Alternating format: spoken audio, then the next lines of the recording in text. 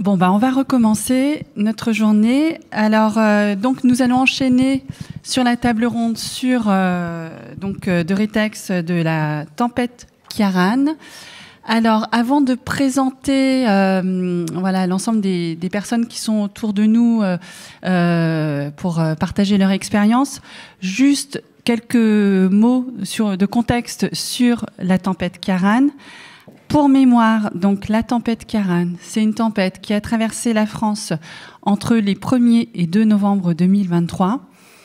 Donc les départements qui ont été les plus touchés, c'était principalement les départements du Finistère, des Côtes-d'Armor et de la Manche qui ont été placés en vigilance rouge vent par Météo France et dans une moindre mesure le département du Morbihan. Donc, pour rappel, la tempête a touché la pointe bretonne à 22h le 1er novembre 2023 et elle a été au plus fort de sa puissance le 2 novembre à 3h du matin. À ce moment-là, il y a des vents de 200 km/h qui ont été mesurés sur les côtes. Et à 7h du matin, on a pu observer les premières conséquences significatives visibles de la tempête, à savoir des chutes d'arbres, des axes routiers coupés, des toitures dégradées, des poids lourds couchés. Dès la veille, il y avait déjà une interdiction de circuler sur tous les axes routiers dans le département du Finistère. Après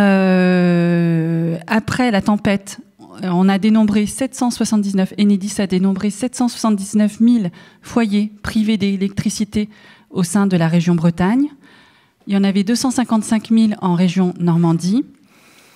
À 9h du matin, on a pu observer les premières coupures d'électricité dans des usines de production d'eau potable. Et ce qui a été évalué par les opérateurs de téléphonie, c'est qu'à 7h du matin, au petit matin, il y avait 716 000 clients de téléphonie mobile coupés sur tout le Grand Ouest, c'est-à-dire les 4 régions, Normandie, Bretagne, Pays de la Loire et Centre-Val de Loire. Et enfin, pour vous montrer le caractère en cascade des conséquences de l'événement, le 3 novembre, on a enregistré les premiers cas d'intoxication au monoxyde de carbone liés à l'emploi de groupes électrogènes. Donc voilà, c'est une petite mise en bouche. Vous allez voir toutes les implications de cette tempête au gré des témoignages des personnes qui sont présentes sur scène. Alors on va commencer les présentations. Donc, on va commencer par la gauche, on va pas suivre l'écran, mais voilà, à gauche, Monsieur Maréchal, qui est président de la CPTS du Pays d'Auray, qui viendra nous apporter son témoignage, quand bien même la CPTS n'a pas été actrice en direct de l'événement. L'événement fait écho à un certain nombre de choses sur lesquelles les CPTS pourraient s'engager et donc on va entendre le témoignage de Monsieur Maréchal à ce propos. Donc ensuite Marie-Aude Salahin, qui est responsable du pôle personnes âgées à la délégation départementale du Finistère de l'ARS. Ensuite, nous avons Gaëlle Lagadec, qui est responsable du pôle environnement extérieur à la délégation départementale du Finistère de l'ARS. Madame Cerizet, Émilie Cerizet, directrice adjointe relations et droits des usagers, qualité et gestion des risques au centre hospitalier de Cornouailles de Quimper. Élodie Richter, vous êtes responsable de la cellule gestion des flux de patients du CH de Cornouailles à Quimper et sur le pont pendant l'événement. Autre personne sur le pont pendant l'événement, c'est le docteur Jérôme Ducrot, qui est responsable du SAMU du Finistère. Ensuite vient Monsieur Mounir Belafian, directeur adjoint au CH de Douarnenez, mais vous êtes là parce que vous avez en charge la gestion de l'EHPAD Les Collines Bleues à Châteaulin. Et vous êtes accompagné par Nelly Carvarec, qui est responsable administrative et technique de l'EHPAD Les Collines Bleues à Châteaulin. Et pour parfaire cette table ronde, nous avons la présence de Guillaume Brélivet, que vous connaissez bien, qui était en charge de l'animation de la cellule de crise au siège de l'ARS, donc en complément des collègues de la délégation départementale du Finistère pendant l'événement. Donc, cette table ronde, on a prévu d'organiser les discussions au sein de cette table ronde en 3 temps. Un premier temps sur l'anticipation immédiate, on va dire, de l'événement. Quels sont je vais interroger les participants à cette table ronde sur les mesures qui avaient été mises dès qu'on a eu l'alerte pour anticiper la survenue de l'événement. Puis, il y aura un deuxième temps de questions sur les enjeux et problématiques qui ont été identifiés au décours de la gestion de la tempête. Et enfin, on prendra un temps pour essayer de voir, de prendre plus de champ et de voir quelles mesures d'anticipation au long cours on peut avoir chacun dans notre secteur pour anticiper ce type d'événement. Donc, pour commencer, première question posée aux participants de la table ronde, l'anticipation de l'événement. Donc, la question, c'est qu'est-ce qui a été prévu et est-ce que cela a été insuffisant? Donc, je vais commencer par les collègues de la délégation départementale du Finistère. Ce qui serait intéressant, c'est que vous nous expliquiez, parce que vous travaillez en lien direct avec les services du préfet, qui est pilote de la gestion de crise. Donc, ça serait intéressant que vous nous réexpliquiez ça et que vous nous expliquiez ce qui a été anticipé par vous-même et par les services de la préfecture au sein du COD lors de la tempête Ciarán. Oui, bonjour. Donc, effectivement, avant de commencer, vous expliquer un petit peu comment est organisé au niveau préfectoral. En cas de gestion de crise, on a la tenue d'un COD, c'est-à-dire le centre opérationnel départemental, qui est organisé sous l'égide du préfet, où en fait le préfet réunit les services de secours, la gendarmerie, la police, et puis également tous les services de l'État qui pourraient avoir à agir au moment de cette crise, ce qui permet d'avoir toutes les personnes réflexes sous la main. Et donc l'ARS y est présente pour présenter pour évoquer tout ce qui touche la santé. Et donc, on a la délégation départementale envoie un agent qu'on appelle l'agent de liaison, qui fait lien entre le préfet et le reste de l'ARS, donc que ce soit avec l'ADD ou le siège où peut être mis en place la CRAPS. Donc en anticipation, nous dès la veille, dès le mardi 31, le préfet avait souhaité organiser une réunion au vu des prévisions météorologiques. Réunion, il a réuni tous les services de l'État. Il y avait déjà les opérateurs et Enedis. Et Météo France surtout. C'était surtout Météo France pour qu'ils nous expliquent ce qui nous attendait. Et on a bien compris à ce moment-là que ça allait, comme il le disait, tabasser, c'était le terme employé, donc des vents à 150 prévus. Donc à partir de là, le préfet a souhaité que soit mis en place dès le mercredi 1er au soir un COD. Alors c'était plus que prudentiel, c'était en anticipation. Donc ça a été mis en place dès le mercredi. Et ensuite, il est resté en place ce COD 7 jours. On est resté sur le pont là, pendant presque une semaine. Ensuite, ça a continué, mais bon, les gens étaient retournés dans leur service, mais il y a eu des actions qui ont encore été réalisées jusqu'au 11 novembre pour certains, ou à l'ADD. Et voilà, donc pour l'anticipation, ça avait été organisé, mais ça aurait pu être un petit peu... Il y a certaines choses, par exemple, on n'avait pas anticipé, au niveau du COD, on était prévu en distanciel au départ, ne sachant pas s'il y aurait un impact direct sur le champ santé. Et comme il n'y avait plus de réseau, plus de téléphone, c'était pas possible de pouvoir se connecter au COD, donc il a fallu que la personne y aille directement. Ça c'était le mercredi soir, ça était encore possible, mais dans le jeudi matin, c'était plus possible de pouvoir circuler. Donc en anticipation, s'il fallait qu'on revoie certaines choses, déjà anticiper d'être en présentiel, que les personnes y soient finalement presque avant l'arrivée de la tempête, et que les renouvellements, que les suites, que les personnes qui viennent ensuite prendre la charge soient déjà anticipées et prévu une manière de pouvoir se déplacer. Et également d'organiser, je pense, au niveau de la DD, qui est un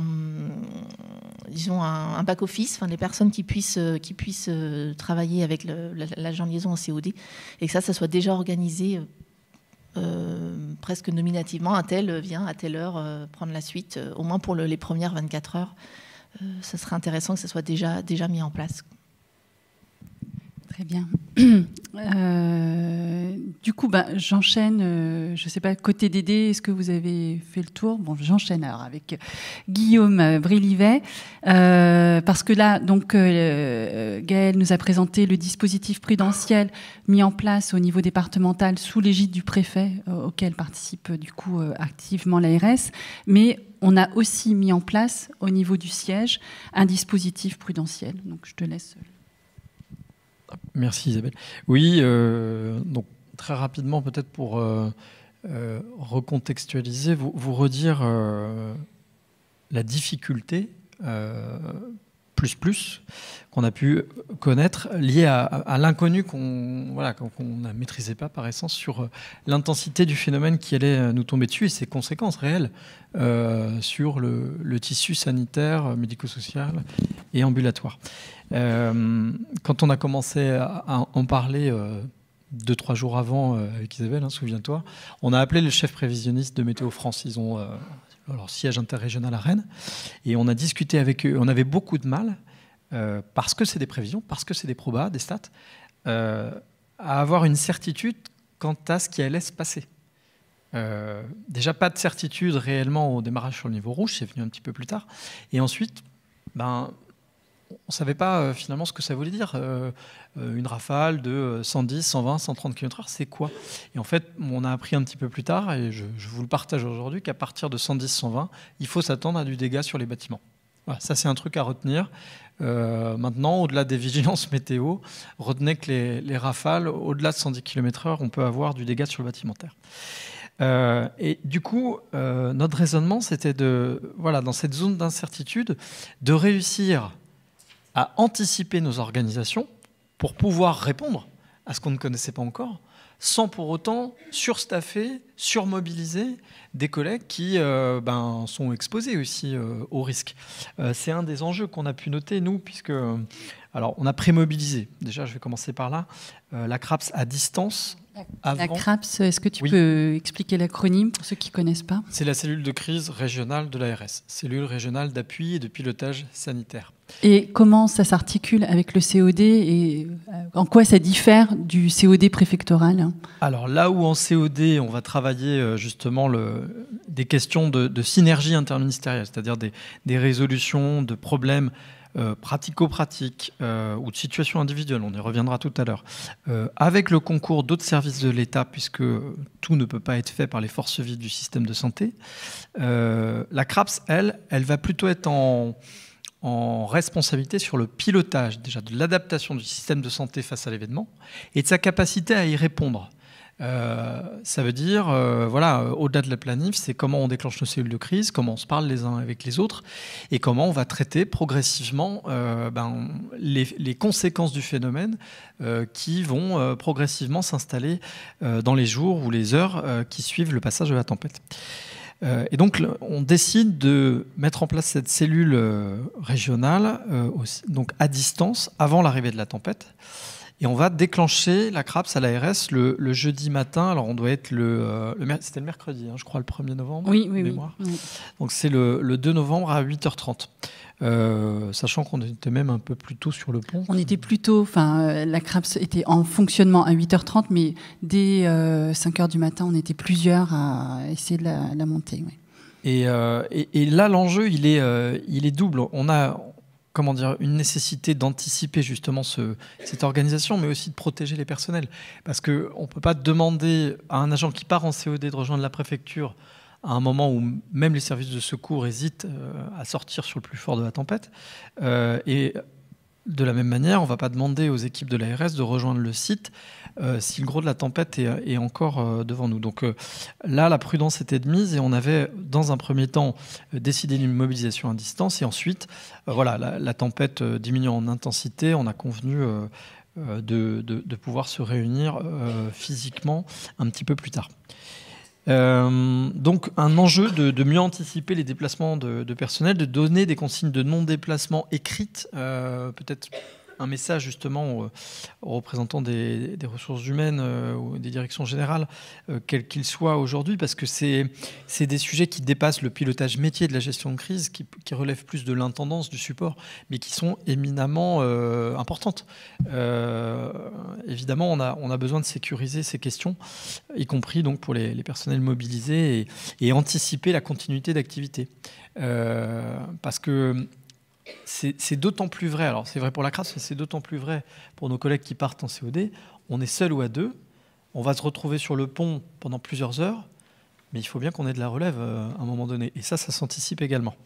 Dans un contexte où voilà, on peut avoir des arbres sur la route, on peut avoir de la casse sur les réseaux.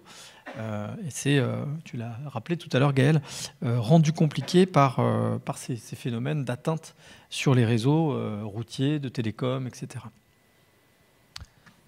Et alors, on a vraiment été quand même surpris par l'ampleur de la crise que ça a généré, Chiaran, notamment en termes de mobilisation de personnel. Est-ce que tu peux nous dire combien de personnes au total ont été mobilisées par cette gestion de crise sur la durée entre le siège et les DD à l'ARS, sachant que c'était une période de congé? Oui. Et qu'on a dû rappeler des gens sur leur congé. Oui, on est dans le cadre des vacances de la Toussaint et au total, on a une 60aine de personnes mobilisées entre les délégations, puisqu'elles étaient toutes sur le pont à un moment donné, et le siège de l'ARS. Merci Guillaume. Alors, je vais passer au CH de Quimper. Même question, qu'est-ce qui avait été anticipé, qu'est-ce qui avait été prévu en anticipation de l'événement au moment de l'alerte, et est-ce que vous avez trouvé ça suffisant? Alors sur Quimper, on n'a pas eu beaucoup d'anticipation, mis à part le service technique qui avait mis en place qui avait démarré le groupe électrogène. Donc là-dessus, on avait une assurance de réseau électrique, mais on n'avait pas spécialement anticipé non plus. Voilà, les tempêtes, on a l'habitude, et à la Pointe du Raz pas loin, et c'est vrai que je pense qu'on n'avait pas forcément tout à chacun pris la mesure de l'ampleur des dégâts que ça pouvait faire. Donc nous, moi j'étais pas encore en poste, donc par contre on a fait un retour d'expérience quelques mois après la tempête par rapport aux différentes phases, effectivement. Donc on a eu des messages d'alerte assez tôt, donc c'est vrai que notre service technique, comme le disait Madame Richter, a anticipé dès le mardi la mise en œuvre du groupe électrogène, ce qui nous a permis de ne pas avoir de panne d'électricité sur le site.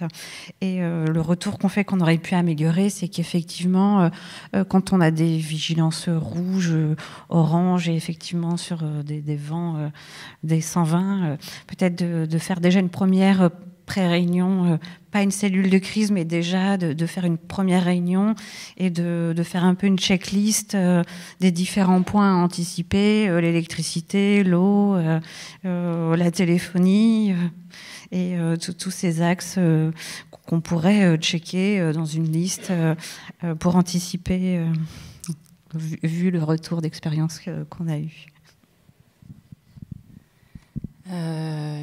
Du coup, je vais passer au SAMU du Finistère, SAMU 29. Même question. Qu'est-ce qui avait été prévu de votre côté et quels sont les axes d'amélioration qu'on peut identifier? Alors, côté SAMU, pardon, sur cette crise spécifique, là, on n'avait pas forcément anticipé non plus l'ampleur. Pour deux raisons. Parce que déjà, c'est un risque climatique. Alors, comme on l'a vu ce matin, le risque climatique, ça ne touche pas la santé, donc on ne s'était pas préparé. Maintenant, on est bien alerté que ce n'est pas vrai et qu'il va falloir qu'on s'y prépare. La deuxième chose, c'est qu'on est aussi un petit peu habitué aux crises. Quelque part, et c'est dans l'ADN un peu du service de se dire, OK, la gestion de crise, on sait faire, on a une horloge de crise, on sait déclencher si besoin, etc. Donc, on n'a pas besoin de se préparer spécifiquement pour ça. Probablement que c'est quelque chose à revoir. Par contre, le personnel lui-même avait déjà anticipé, et ça c'est aussi une habitude dans le service, c'est que les gens étaient partis plus tôt le matin. Peut-être au prix de risques particuliers, on a pu l'évoquer, effectivement qu'ils ont pris pour eux-mêmes, mais pour être certain d'être la relève de leurs collègues qui ont passé la nuit déjà dans une difficulté. Et donc l'objectif, c'est qu'on a vu tout le monde arriver peut-être avec un quart d'heure de retard, parfois certains avec 1 heure d'avance, parce qu'ils ont peu de difficultés sur la route. Mais tout le monde était parti plus tôt pour arriver, pour justement faire la relève, parce qu'ils savaient que ça allait être difficile et que s'il fallait rester 2 heures, 3 heures, 4 heures de plus, ça allait être très compliqué pour eux. Donc ils avaient pris cette habitude-là. Idem, les gens s'étaient fait à l'idée. Alors ça, c'était plutôt côté médical, parce qu'on est peut-être un peu moins préparé à partir très tôt pour relever les collègues au niveau médical que ARM notamment, de ces temps de régulation. Et donc côté médical, par contre, on est aussi habitué à, si un collègue n'est pas là, on va rester en poste et on va rester jusqu'à ce qu'il arrive. Et donc les gens s'étaient fait à l'idée là-dessus, et même quand tout le monde est arrivé, les gens voulaient rester. Je vais rester, c'est bon s'il y a besoin d'aide là-dessus. Donc on n'avait finalement pas préparé, mais c'est peut-être avec cette petite culture de service qu'on a déjà, que les gens avaient déjà anticipé ça là-dessus. On avait la chance, c'est pas une anticipation spécifique non plus, mais le délestage, en tout cas la suspicion de délestage hivernal de la saison précédente, où on nous avait annoncé qu'il allait y avoir des zones qui n'allaient pas être pris en compte sur le réseau électrique et qu'il risquait d'y avoir des personnes avec des risques vitaux qui pouvaient être impactés. Donc on avait une partie de ces patients-là, ça ne nous a pas servi plus que ça, mais n'empêche qu'on avait cette culture-là de savoir qu'il y avait des patients qui pouvaient être à risque. Et donc on les avait rentrés dans nos logiciels de régulation, on savait qu'éventuellement ils pouvaient ressortir, et on était un peu... on avait anticipé sur ce côté-là. Et puis surtout, quelques mois avant, on a un de nos internes qui a fait une thèse, parce que très intéressé par ces thématiques, et on va continuer à travailler avec lui là-dessus, maintenant qu'il va devenir un de nos collègues là, d'ici très très peu de temps. Il avait fait une thèse sur qu'est-ce qui peut se passer en cas de blackout d'un centre hospitalier, et notamment le CHU. Et il avait interrogé toutes les étapes qu'on a pu voir tout à l'heure, l'eau potable, l'électricité, les communications, etc. Et avec tout ça, finalement, ça nous a anticipé ce qui s'était passé, parce qu'on l'a vécu en direct. Alors, c'était pas marrant, mais c'était presque agréable de voir qu'un travail de thèse aboutit à quelque chose qui est aussi pratico-pratique, aussi rapide, parce qu'on a vu le réseau électrique arrêté, le réseau de téléphonie arrêté, les gens qui nous appelaient, les problématiques d'oxygène, on a vu tout ça apparaître un par un. Donc finalement, sans l'avoir anticipé, toutes ces petites choses comme ça où on commence à se dire, tiens, qu'est-ce qui pourrait se passer, ça nous a permis, nous, d'avoir un temps d'avance. Néanmoins, l'anticipation, alors ne serait-ce qu'on n'a pas ouvert de salle de crise spécifique, parce que c'était perlé, et c'était une crise qui était finalement avec quelques patients au fur et à mesure, mais qui n'était pas nécessité. Mais peut-être qu'il faudrait y songer. Mais pareil, période de vacances, difficulté de maintenir ça. Mais les briefings maintenant, c'est qui peut rentrer en salle de crise, comment on remplace, etc. Et se faire à l'idée à l'avance, et ça on l'a déjà mis en place. Et cette crise-là nous a permis de réfléchir là-dessus. Les missions aussi, nous on a fait prendre des risques à certains de nos collègues, et avec le recul on y réfléchit, parce qu'il y a certaines missions qui sont différables, les transferts interhospitaliers qui peuvent encore être gérés dans un centre avant d'aller à un autre, et typiquement on a fait prendre des risques à 3h du matin en pleine tempête, ils ont traversé Brest, et ils sortaient du camion pour pour bouger les branches qui tombaient pour continuer. Ça nous a permis notamment d'anticiper en se disant peut-être que c'est pas une bonne idée de faire prendre des risques là-dessus, quand vraiment on n'a pas le choix, il faut y aller, mais on peut réfléchir. Mais c'est aussi un biais de la culture peut-être du SMUR maritime, où on sait qu'on est capable de sortir, c'est une spécificité à Brest, on est capable de sortir par un temps catastrophique pour aller sur un bateau, dans des conditions catastrophiques, donc on n'avait pas réfléchi qu'au niveau terrestre, peut-être qu'on peut adapter ça. Et ça, c'était un piège là-dessus. Et puis on avait... on avait eu les numéros de contact effectivement du COD, on les avait pris en compte, mais on en reparlera peut-être tout à l'heure des interférences dessus, et peut-être que le fait de mieux anticiper ces numéros de contact et ces points de contact, qui fait quoi, ça nous aurait permis peut-être de fluidifier la suite. Voilà. Très bien, merci beaucoup. J'en viens à Monsieur Bellafiane et Madame Kervarek pour les collines bleues à Châteaulin. Donc pareil, qu'est-ce qui avait été anticipé? Quels axes de progrès? Donc au niveau anticipation, moi j'avais demandé au service technique de ramasser tout ce qui pouvait voler, puisqu'il y a toujours des chaises de jardin et autres. Donc tout ça, ça avait été mis en sécurité. Mais c'est vrai qu'on n'avait pas pensé qu'une partie de l'établissement pouvait tomber, puisque les collines bleues est située dans un endroit assez ombragé, avec des arbres. Donc l'accès a été un peu difficile, mais c'est vrai que c'est des choses qu'on n'anticipe pas non plus, parce que comme les collègues l'ont dit, c'est qu'on est habitué à des coups de vent forts, mais pas à ce point-là quand même. Donc après, dans les axes de progrès, ça sera peut-être sécuriser l'arrivée de nos agents sur le site, de voir comment ils peuvent y accéder. Et peut-être, parce qu'après, lorsqu'on a eu les interdictions de circuler, il a été demandé des autorisations. Et c'est vrai qu'on est venu sans autorisation, on aurait pu être remis à la maison, mais voilà, peut-être demander aux agents d'avoir toujours une attestation justifiant leur fonction dans un EHPAD ou dans un centre hospitalier pour permettre les accès au plus vite sur les lieux quand il y a un événement exceptionnel. Et pour compléter en anticipation, Nelly avait demandé, avait prévu, puisqu'elle avait fait remplir le groupe électrogène quelques jours avant, puisque dès qu'on avait eu les éléments météo. Donc ça nous a permis aussi de pouvoir être autonome en cas de difficulté. Et on avait appris du Covid, du coup, des agents avaient dans leur boîte à gants soit la fiche de paie, soit l'attestation Covid. À l'époque où on avait... donc ça a pu permettre à certains agents de braver les interdictions de circulation. Et puis comme l'a dit le docteur Ducrot, il y a une culture de continuité de service. En fait, il y a des agents qui étaient en repos, qui, de leur propre initiative, se sont levés tôt, ont pris des risques, puisque certains ont même eu des accidents légers, mais de voitures en contournant un petit peu les arbres sur la route. Et puis Nelly, elle-même, qui était en vacances, le jeudi matin, s'est levée d'elle-même pour aller aider ses collègues, pour voir les éléments qu'il pouvait y avoir pour aider. Et puis, on a la chance d'être en direction commune, donc avec l'hôpital de Douarnenez. Et dès le mercredi soir, par le biais de notre groupe WhatsApp, on a échangé pour déjà préparer la cellule de crise du matin, du coup, puisqu'on a fait une cellule de crise dès le jeudi matin, voir un petit peu les éléments de blocage. Il y avait aussi autour de l'hôpital des journalistes qui aussi étaient à l'affût, donc il fallait gérer aussi la communication aussi par rapport à la situation de crise. En axe de progrès, je rejoins aussi ce qu'a dit le docteur Ducrot, peut-être travailler sur les consignes à donner aux agents pour pas qu'ils se mettent en danger. Parce que moi j'ai souvenir d'une aide-soignante qui s'est quand même blessée en voulant déplacer un arbre qui bloquait sa voiture. Voilà, donc il y a une conscience professionnelle, mais il faut qu'on soit un peu prudent et puis qu'on garde raison en cas de danger par rapport à la tempête et puis aux événements un peu exceptionnels. Merci. Alors pour finir ce premier tour de table, Monsieur Maréchal, alors vous, la CPTS d'Auray n'a pas participé directement à la gestion de l'événement, parce que le Morbihan était moins impacté et puis vous n'avez pas été mobilisé. Mais pour autant, ça nous semblait intéressant que d'avoir un représentant des CPTS pour vous commencer à projeter quelle part vous auriez pu prendre à la gestion de cette crise. Donc, même question, selon vous, qu'est-ce qui aurait pu être anticipé? Comment vous voyez les choses? Alors, merci d'accueillir l'offre de soins ambulatoire à cette journée régionale.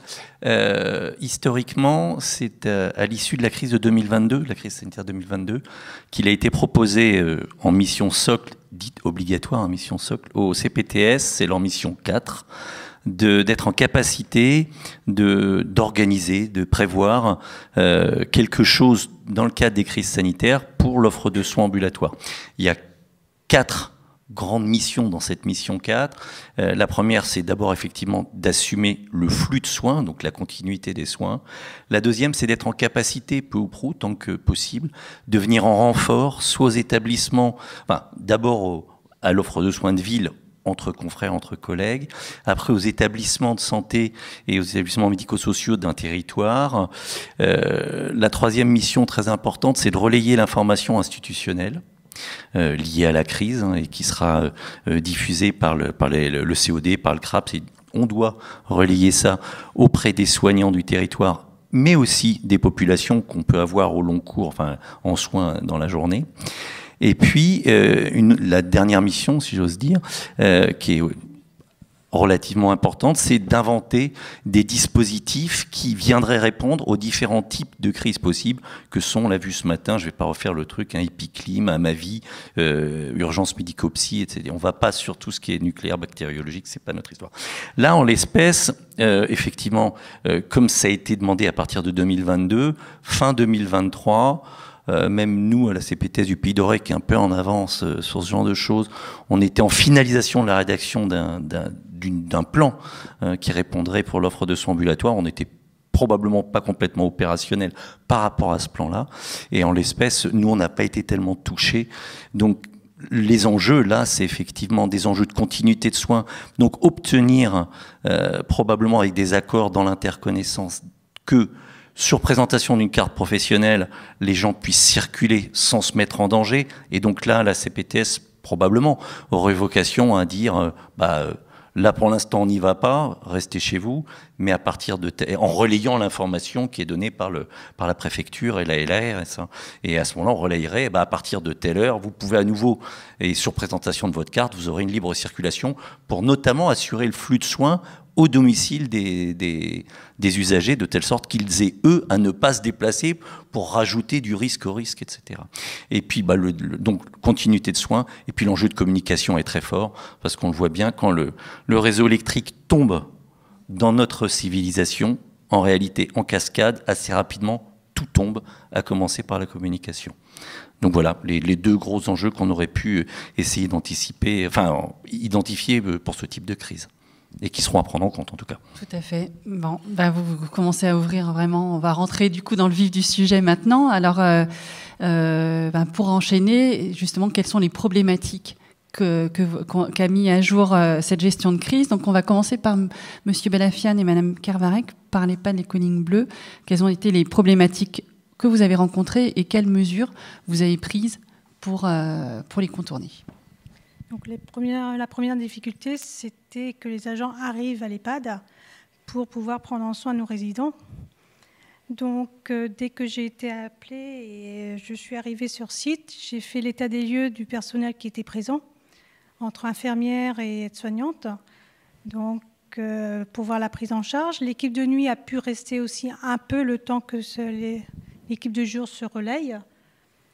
Nous avons également demandé au service administratif, service d'hygiène, tous les services, on va dire, généraux autour de l'équipe de soins, d'aller aider au niveau préparation des repas, préparer la salle à manger et autres, pour permettre aux soignants d'être vraiment proches de nos résidents et prendre le soin d'eux en fonction des soins qu'ils ont aussi à avoir au quotidien.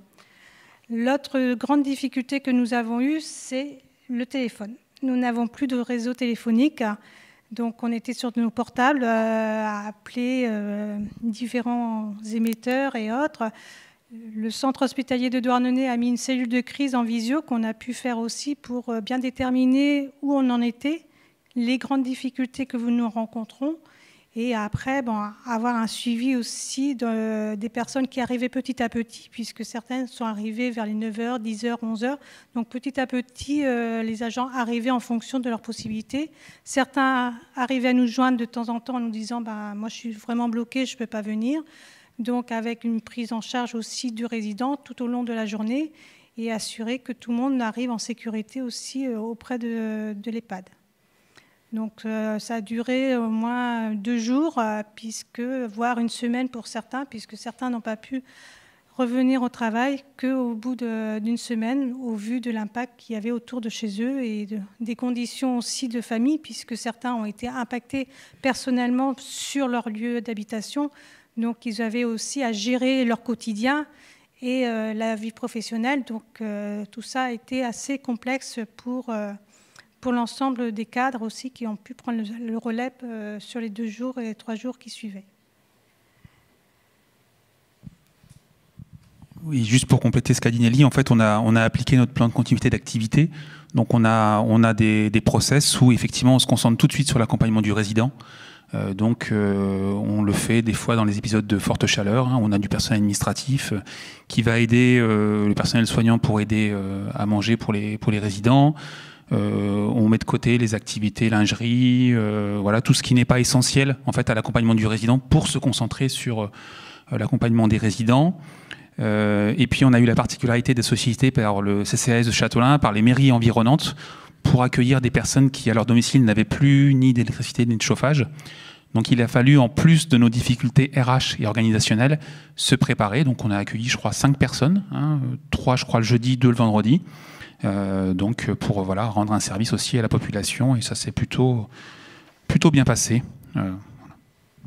Donc pour résumer, vous avez dû rappeler du personnel, réorganiser votre service et pour cela, vous avez finalement appliqué le plan de continuité d'activité, ce que vous aviez anticipé dans le cadre de votre planification interne. Oui, on l'avait remis à jour avec le Covid, donc il était plutôt frais. Okay. Et c'est ce que je disais tout à l'heure à M. Barivet. Nous, on le met à jour chaque année en refaisant un petit peu les points. Et on est sur quelque chose de très léger, mais très pratico-pratique. Voilà, donc très facilement applicable et compréhensible par tout le monde. Okay. Merci beaucoup. Même question pour le CH de Quimper. Problématiques rencontrées, mesures adoptées pour contourner ces problématiques? Sans surprise, on n'est pas loin de Châtelain, donc on a eu la même problématique des agents qui avaient des difficultés à venir sur le lieu de travail. Donc on a une collègue cadre supérieur de santé qui a pu arriver dès 7h le matin, qui a fait le tour des unités pour voir là où il manquait du monde. On a eu la chance d'avoir une grande solidarité aussi avec, entre les équipes de nuit, les agents qui habitaient à côté. Donc il y a plusieurs personnes qui habitaient à côté de l'hôpital qui sont venues spontanément proposer de travailler, en fait, si les collègues qui habitaient plus loin ne pouvaient pas venir. On a eu les problèmes de restriction aussi de déplacement, sauf que nos agents n'avaient pas, eux, forcément de justificatif de l'employeur, donc ils ne sont pas passés. Donc nous, on n'a pas eu cette chance-là, du coup. Donc ça, c'était un point, comme tout le monde. Voilà, le personnel pour arriver. Pour ma part, j'ai roulé sur ma voiture sur des arbres. J'ai plus la voiture depuis. Voilà, c'est vrai que c'était, suivant où on habitait, c'était quand même très, très compliqué d'accéder à Quimper. Ensuite, on a eu un afflux de patients. Au niveau des urgences, des patients qui n'avaient plus d'électricité à la maison et qui avaient nécessité d'être techniqués, en fait, donc qui sont arrivés aux urgences qui n'étaient pas pathologiques parce que c'était une maladie chronique et qui était gérée à domicile, mais qui ne pouvaient pas de ce fait. Ils avaient besoin d'électricité pour leur santé. Donc qui ont été hospitalisés, qui ont donc pris des lits d'hospitalisation. Ensuite, on a été support aussi pour les établissements extérieurs qui n'avaient pas d'électricité, donc pour des EHPAD notamment qui avaient des patients qui étaient sous des matelas à air. Donc sans électricité, c'est vrai que ça pose difficulté aussi. Donc il a fallu être support de ces établissements-là. Pareil, on a eu un problème de téléphonie. Alors c'était la téléphonie mobile. En interne, la téléphonie fonctionnait. Mais comme tout à chacun qui était pas sur le réseau Orange, en fait, on n'avait plus de moyens de communiquer. Et ça posait problème pour tout le personnel qui était d'astreinte, notamment, pour le soir. Donc c'est vrai que ce soit le pharmacien, les Manip Radio, les infirmières de la coronagraphie, voilà, tous ces gens-là, il a fallu trouver des solutions pour pouvoir les contacter dans la suite. Et donc vous avez fait comment, du coup, pour alors pour ça, du coup, en fait, il y a eu des cellules de crise qui ont été, mais je vais laisser Mme Cerizet, du coup, continuer. Donc dès le 2, cellules de crise activées, 2 et 3. Du coup, certains réseaux fonctionnaient quand même. Donc notre équipe informatique s'est déplacée, a fait le tour de boutiques autres que SFR, donc a pu se fournir en carte Orange. Et on a pu, nous en tout cas, équiper certains professionnels de l'établissement avec des téléphones spécifiques qui nous serviront aussi en cas de cyberattaque aujourd'hui, de toute façon. Voilà. Donc ça, c'est important.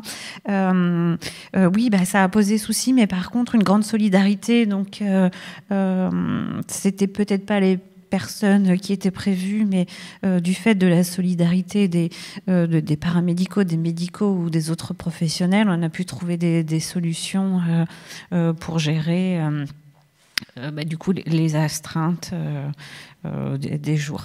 Ce qui a posé souci, c'est plutôt les communications avec certains prestataires extérieurs. On avait eu quelques soucis, des branches, des arbres. Il fallait contacter des entreprises et là, ça a pris un peu de retard pour déblayer un petit peu certains accès. Et puis, le lien avec les transporteurs externes aussi, parce qu'effectivement, on a eu beaucoup les jours qui ont suivi des patients, de nombreux patients qui se sont présentés. Et du coup, ça a été un peu compliqué d'organiser certains retours à domicile parce qu'on n'arrivait pas à se contacter. On contactait les transporteurs externes, entre autres. Puis vous disiez aussi Et pendant la préparation. et on a ouvert des lits. Ouais. Voilà, on a transformé certaines unités qui étaient d'hospitalisation de semaine. On a mis dans l'hospitalisation complète et la création d'une nouvelle unité. Du coup, on a ouvert plus vite que prévu aussi pour faire face à ce flux de personnes nécessitant des soins. Ce qui dans les mesures et ce qu'on s'était dit sur le retour d'expérience, c'est peut-être de plus travailler aussi avec la ville sur les possibilités de relogement ou le dispositif d'appui à la coordination aussi, et de faire plus de liens peut-être avec des personnes hors hôpital pour voir si on ne peut pas trouver des solutions d'hébergement, de relogement aussi pour éviter que les gens se présentent à l'hôpital. Ouais, et effectivement, pendant la préparation, vous disiez également que, en fait, vous avez eu des tensions aussi générées par les difficultés de sortie, alors, liées aux problématiques de transport, les transporteurs, etc., mais aussi parce qu'un certain nombre de vos patients n'avaient plus d'électricité à leur domicile, ce qui vous empêchait de les renvoyer à domicile. Ça. En fait, on a eu 2 flux. Donc, la tempête est arrivée entre un jour férié et un week-end. Donc, c'est vrai qu'on a eu le premier flux des gens qui n'avaient plus d'électricité, qui avaient nécessité d'être pris en charge du coup à l'hôpital, qui ont été hospitalisés, qui n'ont pas eu le retour d'électricité avant le week-end, donc qui sont restés à l'hôpital, donc qui ne pouvaient pas retourner, sans parler du fait qu'on avait du mal à joindre les transporteurs. Arrive le week-end, où des gens qui, eux, pour le coup, n'étaient pas forcément dans cette problème d'électricité, mais qui étaient dans des problèmes de pathologie, qui étaient somatiques et qui avaient besoin d'une prise en charge. Donc on avait un service d'urgence qui était complètement embolisé, avec pas de possibilité de faire de sortie. Donc c'est pour ça qu'il a été décidé d'ouvrir 10 lits en tampon. Vraiment, ils ont été ouverts moins de 24 heures pour pouvoir essayer de faire face, voilà, et puis de pouvoir continuer à prendre en charge les gens qui arrivaient et d'avoir un peu de temps, parce que le week-end, il y a moins de médecins dans les services et pour faire des sorties, c'est moins facile. Donc c'était pour temporiser le week-end. Merci beaucoup. Alors, docteur Ducrot, même question pour le SAMU. Quelles problématiques rencontrées, quelles mesures adoptées ? Alors pour nous, ça a été, entre guillemets, surprise. Ce qu'on s'attendait, c'est des accidents de la route. Finalement, les gens n'ont pas pris la voiture, ils n'avaient pas le droit de rouler, on était plutôt tranquille. Les gens écrasés par des arbres, mais ils ne sont pas sortis, même si, effectivement, ça aurait pu arriver, parce qu'on a certains de nos collègues qui expliquaient qu'à 3h du matin, ils étaient en train de tronçonner leur arbre qui tombait sur leur maison. Et donc la problématique, c'était pas celle-là. On s'attendait à la traumatologie, on s'attendait à un toit qui s'envole dans un établissement, on s'attendait à des arbres qui vont dans les maisons, mais on s'attendait pas d'électricité, des extracteurs d'oxygène, plus personne qui a d'oxygène à la maison. En tout cas, c'est quelques personnes dans des communes de façon éparse, réparties un peu sur tout le territoire, avec 2 grosses zones, le centre-Bretagne et le Finistère Sud. Et là, on s'est retrouvé face à une problématique avec la problématique principale, maintenant qu'on a plutôt l'habitude de gérer, mais qui n'est jamais très facile, et dans une situation de crise qui devient encore plus prégnante, c'est-à-dire éviter la surcharge hospitalière. Et donc, on a des gens qui ont besoin d'électricité pour avoir de l'oxygène. S'ils n'ont pas d'oxygène, ils vont se dégrader. Malheureusement, on a eu quelques cas de personnes qui n'arrivaient même pas à appeler parce que plus de réseau téléphonique, et qu'on remarque secondairement dans un état forcément plus important que celui pour lequel ils auraient dû être. Et un hôpital qui est déjà plein et qu'il va falloir essayer d'éviter. Et là, c'est un peu la surprise parce qu'on n'a pas l'habitude de gérer ce genre de crise, tout en se disant combien de temps ça va durer. Normalement, ça va être établi rapidement, et puis finalement, peut-être pas. Donc les gens ont été assez créatifs parce que d'emblée, ils se sont dit, pour faire tout ça, c'est simple, on va apporter de l'oxygène. Donc on a pris des ambulances au départ, on s'est mis en accord avec les pompiers, et on a pris les réserves, parce que plutôt Finistère Sud, donc le centre d'incendie est plutôt dans le Finistère Sud, et les ambulances, parce que les pompiers étaient occupés, et ça se comprend bien sur les autres situations, les ambulanciers allaient porter de l'oxygène aux patients en se disant on va attendre que ça se rétablisse, ça ne devrait pas durer trop longtemps, et tout va aller mieux. Et moi, j'arrive le matin assez tôt et mes collègues me disent c'est bon, on a trouvé une super solution, on amène l'oxygène et ça va aller. Sauf que là, pendant 2 jours, on amène de l'oxygène aux gens régulièrement en se disant on n'est pas sûr que le stock va durer, donc il fallait commencer à regarder les stocks. Et en notre hospitalier, on a commencé à regarder comment on fait si ça dure plus longtemps. Et puis la deuxième chose, c'est peut-être que ce n'est pas des gens malades, effectivement, il ne faut surtout pas aller à l'hôpital. Mais qu'est-ce qu'on va faire? On a peut-être d'autres gens qui vont avoir besoin d'oxygène sur le plus long cours et il va falloir leur trouver un endroit parce que finalement, la solution est simple. C'est un endroit, de la lumière, une prise et les gens vont bien. Sauf qu'il faut les ramener là-bas. Et là, ça a été là le début de nos grosses difficultés là-dessus. On a eu aussi, comme tout le monde, des problèmes téléphoniques. Alors les problèmes étaient doubles, c'est que les patients n'arrivaient pas à nous appeler. Donc s'ils ne nous appellent pas, on ne peut pas savoir s'ils sont malades. Donc une petite inquiétude quand même, parce qu'on sait qu'il y a 2 territoires où on a des gens qui sont probablement malades, mais qui ne peuvent pas nous appeler en disant on va trouver des gens décédés chez eux. Enfin, en tout cas, l'ampleur de la crise à venir était un peu effrayante de notre point de vue. En disant, là, on est en train de gérer quelque chose qui a l'air simple mais pas trop, mais quelle va être l'ampleur derrière dès que ça va s'ouvrir en fait tout ça. Et puis les hôpitaux, comment on les joint pour les prévenir? Il y a une intervention SMUR, il faut sortir, faut réussir à joindre l'hôpital pour les appeler. On a un malade à vous adresser qui est pas terrible, on voudrait vous l'appeler, mais on peut pas non plus appeler.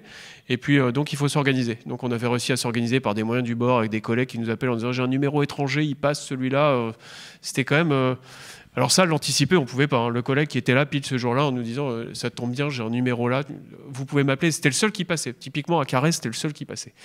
Et ça nous a permis de se mettre en œuvre en attendant qu'effectivement les directions achètent des cartes SIM, des téléphones et nous amènent la solution finalement clé en main avec un réseau qui marche une fois sur 2. Et on arrive quand même à trouver là-dessus et on arrive à s'en sortir avec ça. Bon, je passe le fait que les équipes SMUR n'étaient pas forcément complètes parce qu'il manquait aussi des gens. Donc, qui on envoie? Est-ce qu'on envoie l'équipe? Est-ce qu'on ne l'envoie pas? Est-ce que ça va bientôt revenir? Enfin, c'est des problématiques quand même qui sont là.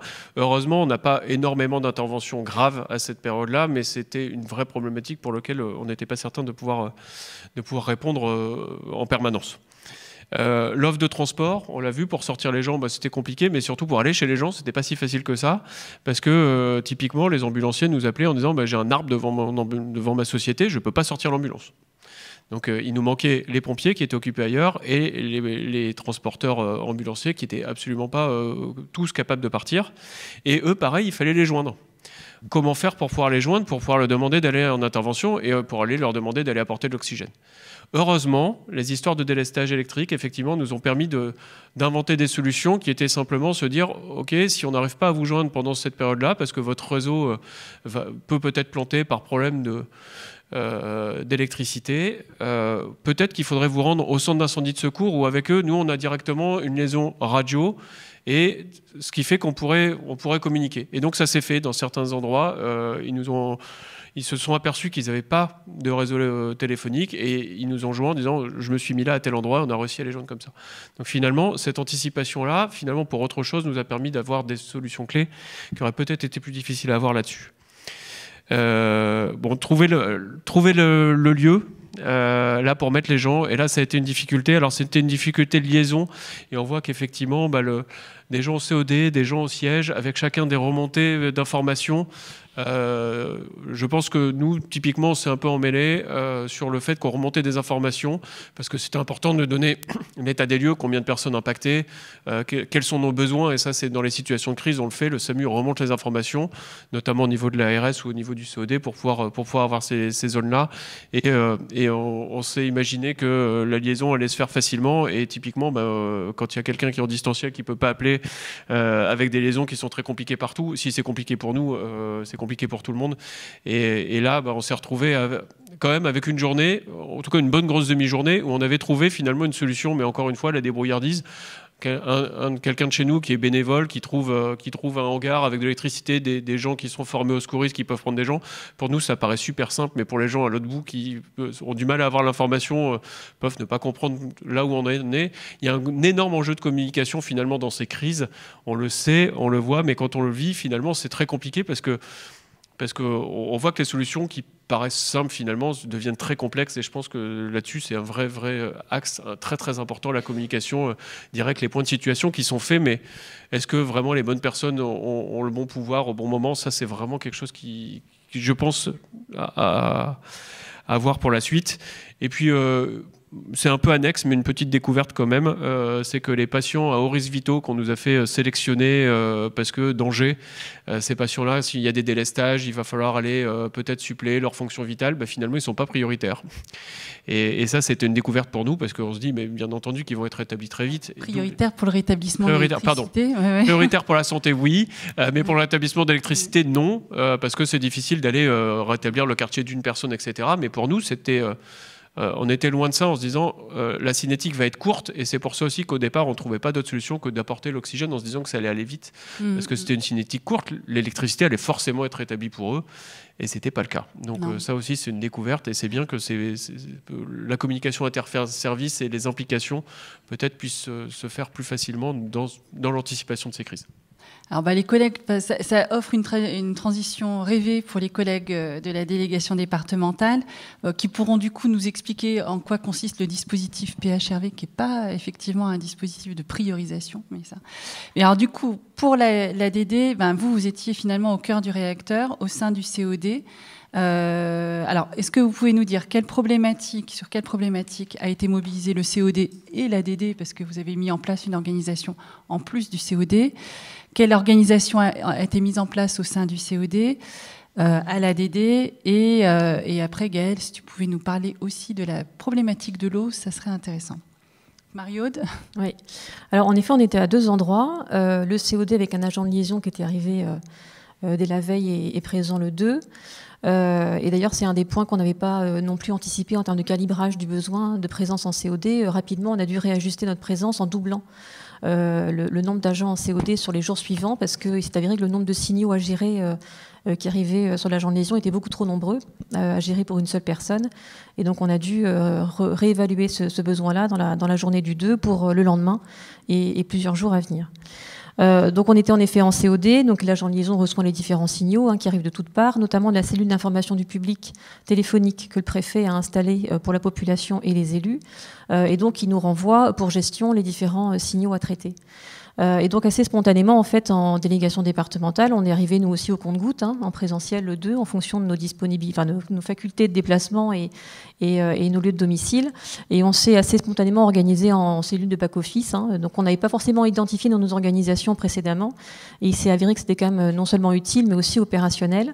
Et on était bien 5 ou 6 à traiter les situations qui nous parvenaient, et en lien avec la CRAPS qui était à Rennes également, avec des points aussi d'ajustement dans les missions. On en a parlé en interne sur le besoin de resituer le rôle de chacun dans ces organisations et ces lieux de régulation. Alors en termes de signaux, il y a le sujet de l'eau, Miguel revient tout à l'heure, c'était un sujet à part entière.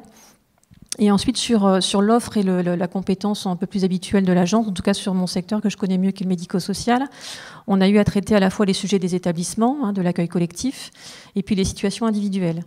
Alors sur le Finistère, c'est à peu près 200 établissements d'hébergement avec locaux de sommeil, comme l'a dit Guillaume ce matin, 120 sites géographiques pour les EHPAD, une dizaine de résidences autonomie, et puis le reste sur le champ du handicap, aussi bien adultes comme enfants, avec la particularité, en effet, et là c'était plutôt un atout cette semaine-là, parce qu'on était encore en vacances scolaires, et les établissements pour enfants en situation de handicap avec internat étaient fermés pour la plupart. Donc voilà, ce sujet-là n'a pas impacté la réponse à la population et à ces publics-là en particulier. Sur la question des établissements, finalement, on a eu peu de signaux par rapport à l'offre que ça représente et aux places d'hébergement et de personnes qui sont accompagnées, parce que la question de l'électricité, elle était devancée. La plupart des établissements sont équipés en groupe électrogène. Ça a quand même bien avancé ces dernières années, depuis quelques années maintenant. Et donc la question de la coupure en électricité, elle n'a pas été dominante en fait. Les établissements étaient autonomes sur cet aspect-là. Quelques surprises quand même, parce que ça a pu perdurer dans le temps à certains points géographiques, et l'alimentation en carburant n'avait pas été forcément anticipée. Donc le niveau baissé, et là, notamment un samedi, pour un établissement, il a fallu trouver les moyens de se réapprovisionner. Mais voilà, globalement, l'électricité, le sujet n'était pas là. Par contre, la question de l'eau, qui était un impact un peu secondaire par rapport au réseau, a été un sujet, notamment en Centre-Bretagne, où là, pour le coup, il a fallu aussi alimenter certains établissements en eau embouteillée, alors par les collectivités localement, qui avaient les capacités de réponse, ou alors par les moyens de la protection civile qu'on a déclenchés par le COD, à partir des signaux qui nous parvenaient des collectivités ou des collègues en back-office. Donc voilà, sur d'autres difficultés, on l'a dit, la téléphonie, qui s'est aussi pour certains qui a été prolongée en termes de difficultés, qui a impacté sur plusieurs jours du coup le fonctionnement, la question des systèmes d'information, le suivi des patients. Enfin, voilà, ça pouvait devenir assez préoccupant, en tout cas impactant dans le fonctionnement au-delà de 24-48 heures. Pour certains, ça a duré quand même parfois une semaine, et ça a été une vraie difficulté dans la gestion des établissements. Et puis bien sûr les dégâts matériels. Alors on n'a pas un recensement exhaustif, tout nous est pas parvenu en information, mais bien sûr parfois des toitures.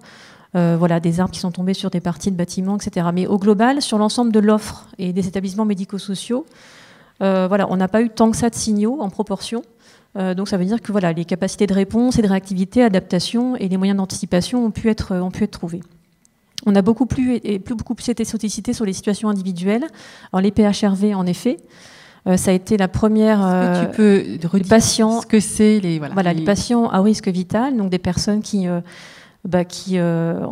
cliniquement, en tout cas médicalement, requièrent en effet une continuité à leur domicile en alimentation électrique. Et donc, ils sont inscrits sur une liste, c'est une procédure bien spécifique. Et donc, la liste, elle est connue des NEDIS. Et l'inscription, elle est validée par l'agence. Voilà, donc il y a tout un dossier à préparer. Donc, cette liste, elle est partagée entre nos différentes organisations. Et c'est une des premières commandes qu'on a eues en arrivant le 2 sur le site de l'agence. L'agent de liaison en COD a eu pour consigne d'appeler les 153 PHRV du Finistère.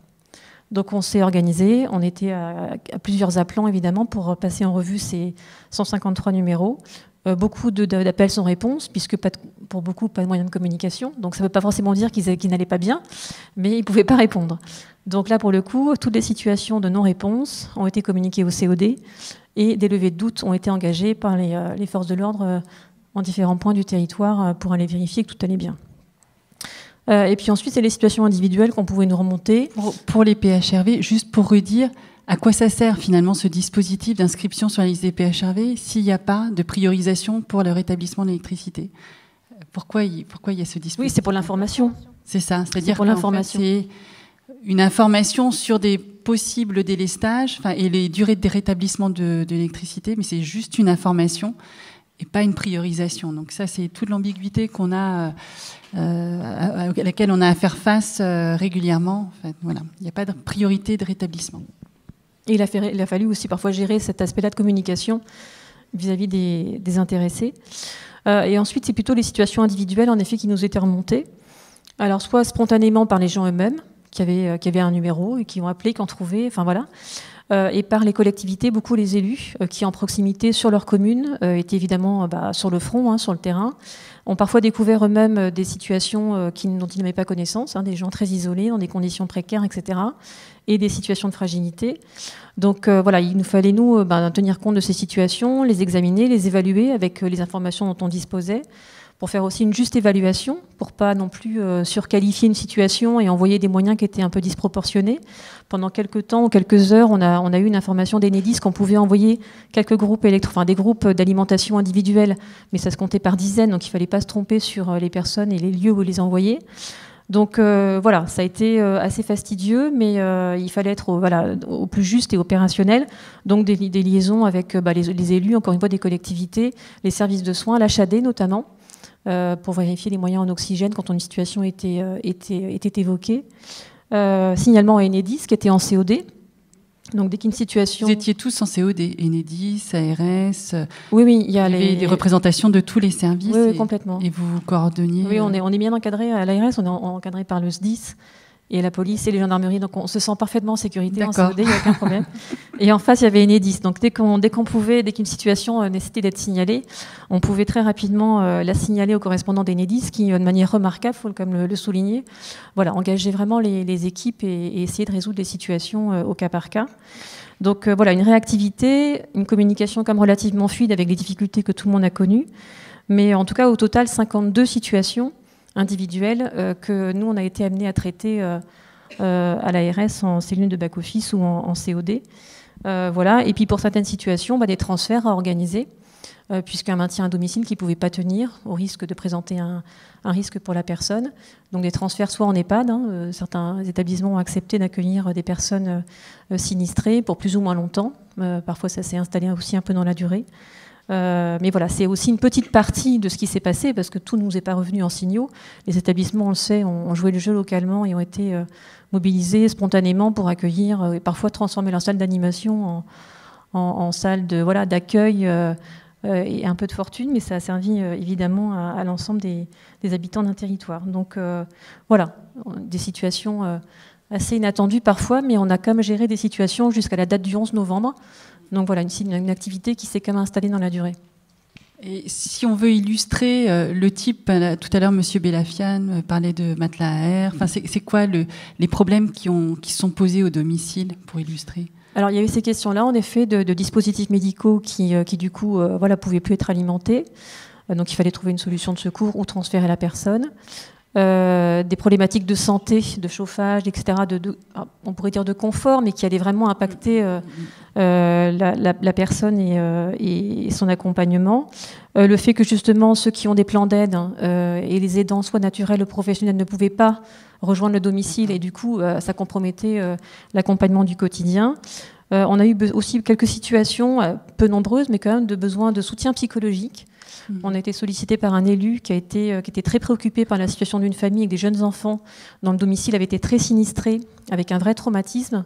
Et donc là, la CUMP a été sollicitée pour se mettre en relation avec la famille et l'élu, pour accompagner au mieux la personne et la cellule familiale. Donc voilà, des situations de respirateurs, beaucoup de préoccupations sur les apnées du sommeil, les appareils apnées du sommeil. Alors je ne suis pas médecin, mais on a relayé. Ça, c'était une vraie préoccupation. Beaucoup de gens ont appelé là-dessus et sollicité le fait d'être prioritaire pour un rétablissement pour ces appareils-là. Voilà, donc des situations très diverses et variées où il fallait encore une fois évaluer au plus juste le niveau de criticité parfois pour ne pas louper une situation et ne pas mettre en danger de manière supplémentaire les personnes. Et là, c'était que des profils de personnes qui n'étaient pas connues par l'ARS et qui n'étaient pas inscrites sur la liste des patients à haut risque vital. Oui, complètement. Ok, alors sans transition, on va passer à Gaëlle pour aborder la problématique de l'eau, parce que une des conséquences en ricochet de cette rupture en électricité, aussi de manière contre-intuitive, ça a été une problématique d'approvisionnement en eau. Donc on te laisse expliquer pourquoi, Gaëlle.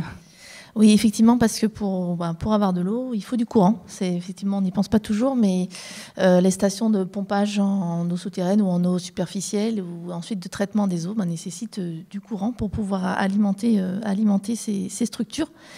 Et alors les stations ont pour certaines des groupes électrogènes, mais pas toutes. Alors on leur demande de le faire, d'étudier un système pour avoir une alimentation autonome.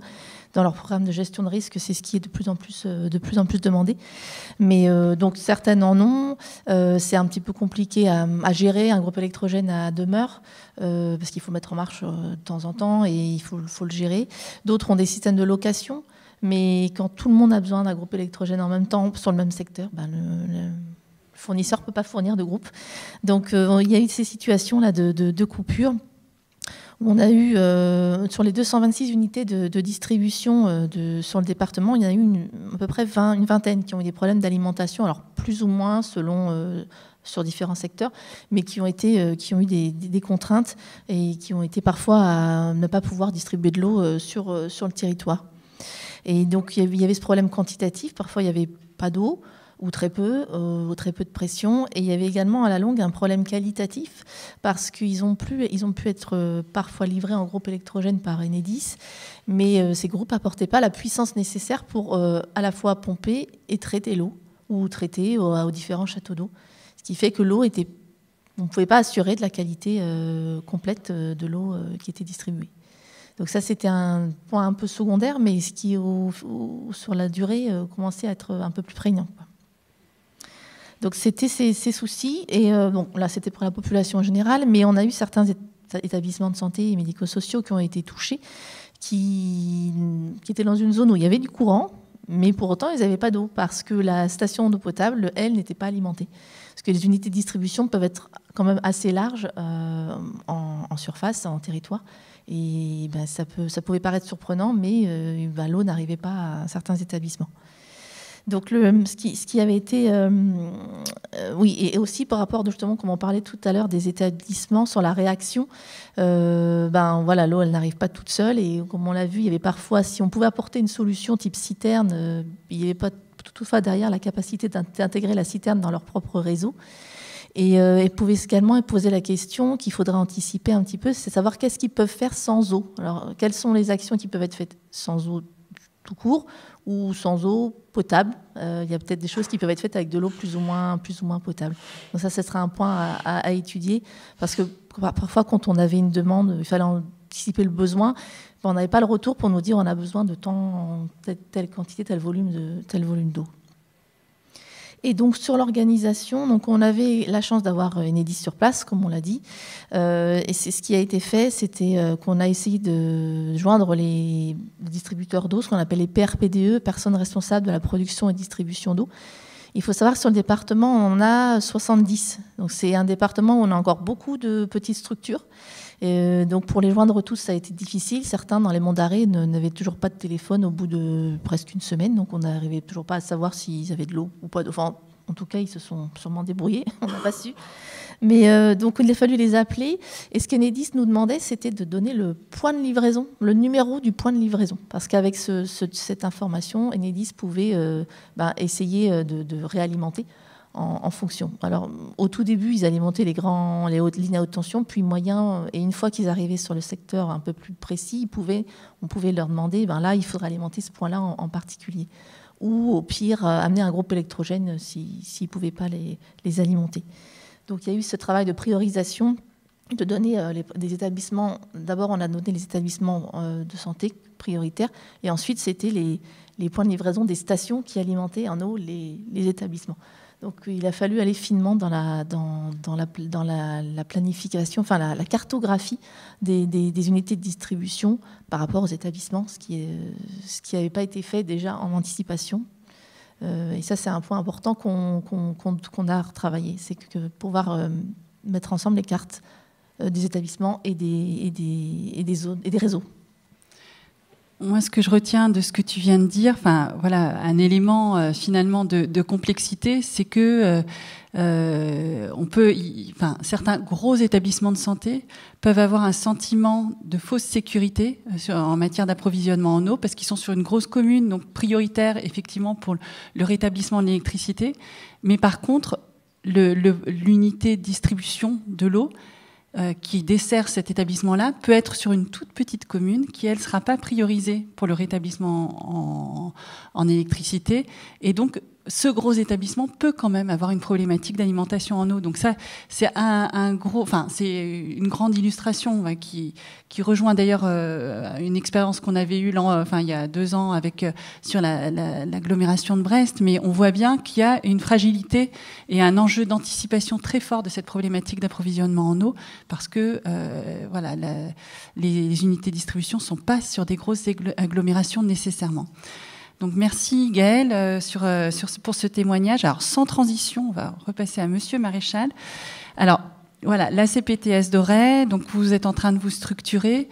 Vous avez pu identifier les différentes problématiques qui se sont posées au système de santé.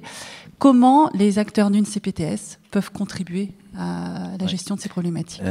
Donc effectivement, les CPTS sont des structures jeunes, et concernant cette mission qui a été ajoutée récemment, les choses sont en train de s'organiser avec un lien fort avec l'ARS pour déterminer les attendus forts pour ce qui concerne l'offre de soins libérale. Un peu en avance de phase, nous on a décidé de rédiger un plan blanc de l'offre de soins ambulatoires du Pays d'Auray, qui est rédigé, qui est disponible, qui est téléchargeable, et qui répond, on l'espère, à la plupart des problèmes. On a mis en place une cellule de crise, elle existe, avec des personnes identifiées. Il y a un médecin généraliste, un médecin qui s'occupe du centre de soins non programmés qui est à l'intérieur de l'hôpital d'Auray. Il y a 3 infirmiers, une infirmière coordinatrice qui est salariée par la CPTS, qui servira de coordination autant que de besoin. Il y a une infirmière libérale qui est une ancienne pompier volontaire, donc qui connaît aussi très bien tous ces dispositifs-là. Et puis, on a une convention avec un offreur de transport ambulancier du territoire, le plus gros, qui, autant que de besoin, nous met à disposition de manière conventionnelle deux véhicules, un véhicule léger et un véhicule lourd, avec le personnel en cas de besoin. Et par ailleurs, on a mis en place une cellule de crise psychologique qui est assez locaux, avec un psychiatre et un ou deux psychologues et des psychopraticiens qui sont mobilisables à tout instant et avec une possibilité d'extension des locaux autant que de besoin, avec plusieurs sites qui sont en face les uns des autres, et ça c'est aussi fonctionnel. Et il y a une convention qui est passée aussi avec ces professionnels-là. Et puis on a mis en place une réserve sanitaire qui est un fichier de ressources d'infirmiers, de kinésithérapeutes, et même des aides-soignantes indépendantes ou qui travaillent pour la DMR ou pour des choses comme ça, des médecins bien entendu. Ces gens-là sont mobilisables, pas requérables, hein, bien entendu, il n'y a pas de réquisition possible, mais ils sont mobilisables et ils pourraient autant que de besoin venir en appui pour des établissements médico-sociaux, pour des EHPAD ou ce type d'établissement. Et ce qu'on avait vu, nous, c'est que sur ce type d'événement, il pourrait venir aussi en appui. Ce qu'on est en train de mettre en place en ce moment, c'est des conventions avec les municipalités qui ont normalement toute obligation de faire des plans de sauvegarde communaux et voir comment on peut s'interfacer avec eux de manière intelligente pour qu'on puisse bénéficier notamment de locaux, en plus de ressources matérielles, notamment du bâtimentaire, des locaux, pour par exemple accueillir, si jamais une coupure d'électricité comme ça venait à perdurer. En hiver, en Bretagne, il peut faire vite froid dans les pentis bretons avec des murs très épais mais très humides. Et donc, pourrait se poser la question de savoir si on regroupe les plus fragiles, les plus anciens, dans un endroit déterminé, un gymnase de la commune, qui lui serait réalimenté avec un groupe électrogène. Et à ce moment-là, on pourrait envisager que des infirmières libérales puissent venir faire un appui médical, en plus des équipes municipales, qui seraient pour l'accueil des plus fragiles et des plus anciens. C'est pas forcément on pense aussi aux handicapés, etc., qui auraient vocation peut-être à être accueillis dans ce type de lieu de repli. Voilà. On a pensé à ce genre de choses. Écoutez, je pense que ça aurait été assez précieux pour un certain nombre d'acteurs ici, effectivement, de pouvoir bénéficier de cet appui d'une CPTS. Alors, on arrive bientôt à la fin de cette table ronde. Dernière question en guise de conclusion pour tout un chacun, c'est la question de la préparation en amont cette fois-ci. Alors, pour commencer, je vais me tourner vers Guillaume. Juste quelles sont, de ton point de vue, les particularités de cette crise que tu as pu observer avec le recul que tu avais dans la gestion au niveau du siège et de ton point de vue, les enjeux de préparation. Alors là, pour la casquette ARS, sachant qu'on posera la question à tous les membres de la table ronde. Alors j'ai commencé un peu à le dire ce matin, je pense que déjà en première intention, c'est l'Orsan Epiclim qu'il va falloir changer, faire évoluer de manière assez importante. C'est un peu la conclusion que moi j'ai tirée, s'il faut résumer les choses, des gammes d'impact que l'événement Tempête Kiaran nous a fait connaître, puisque voilà, on l'a rappelé tout au long de la table ronde, des coupures d'électricité qui affectent les établissements, des coupures sur les patients électro-requérants, des coupures sur les PRPDE. D'ailleurs, au passage, la norme PRPDE, personnes responsables de la production et de la distribution en eau, destinée à la consommation. Distributeurs d'eau. Les distributeurs d'eau, régie communale, Veolia, SOR, etc. Et au passage, justement, sur les PRPDE, on voit bien que finalement, on peut, à un moment donné, se retrouver prisonnier de la norme qualitative qui dicte en fait la définition de potabilité. C'est parfois plus compliqué que ça peut l'être chez nous. Je fais un parallèle avec Mayotte. Donc voilà, des impacts qui vont nous, déjà immédiats, qui vont nous obliger à essayer d'accompagner un petit peu différemment la planification, parce que, je le disais ce matin, l'Orsan Epiclim, il est centré sur les tensions hospitalières.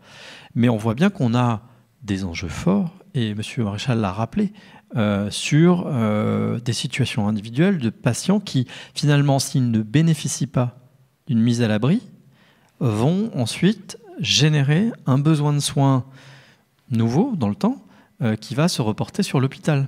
Et c'est la saturation qu'on veut tous éviter aujourd'hui. Donc effectivement, il y a des territoires hein, comme La Réunion qui, dans son plan Orsec Cyclone, prévoit des lieux de mise à l'abri avec Enedis.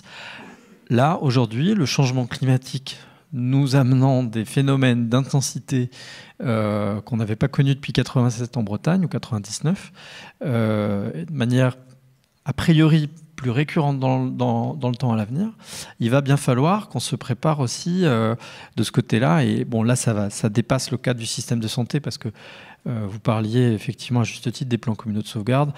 Ça impacte Enedis, ça impacte les préfectures, et donc c'est une autre gamme de planification, mais qu'il faudra travailler.